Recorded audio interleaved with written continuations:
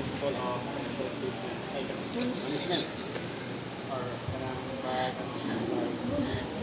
pag-manage sa so i-refer na ako ang katang na pag-ibarit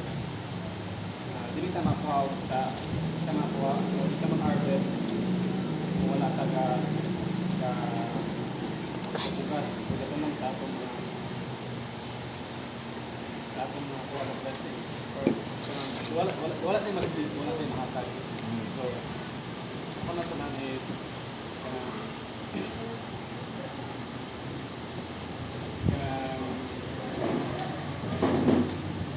kasi nasa scripture day dapat